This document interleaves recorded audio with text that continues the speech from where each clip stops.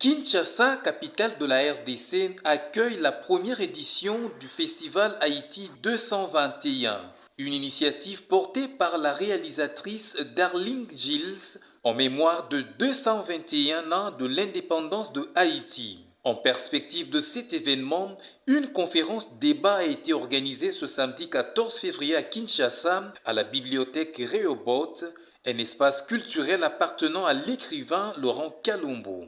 Du coltan au café, écologie justice, c'est le thème retenu pour cet événement qui a mis ensemble des culturels congolais et étrangers. Dans son exposé, l'hôte de la conférence, Léo Bien-Aimé, a décrié le fait que les multinationales s'enrichissent du coltan de la RDC au détriment des populations locales. Il y a un ensemble d'entreprises internationales et des multinationales qui exploitent la force de travail des Congolais.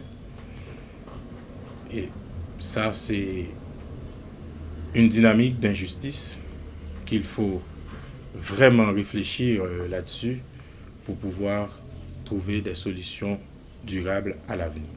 Léo Bien-Aimé est revenu sur l'objet de leur présence à Kinshasa. Je suis ici en RDC à Kinshasa dans le cadre de la première édition du festival Haïti 221 et je viens de présenter une espèce de communication portant sur l'exploitation de la ressource minière en RDC qui s'appelle le coltan et d'autres ressources minières qui présentent pas mal d'enjeux politiques, économiques, sociaux, diplomatiques, géostratégiques et géopolitiques.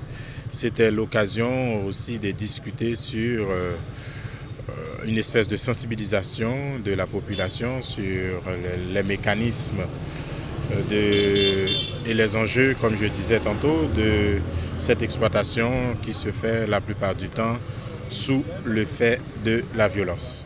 De son côté, Jean d'Amérique, membre du Festival Haïti 221, parle de la stratégie des luttes et la réparation et la justice sociale. On a eu une belle conférence ici à la bibliothèque autour de l'écologie dans le contexte de l'exploitation minière qui est faite ici au Congo. Et également, on a parlé d'Haïti.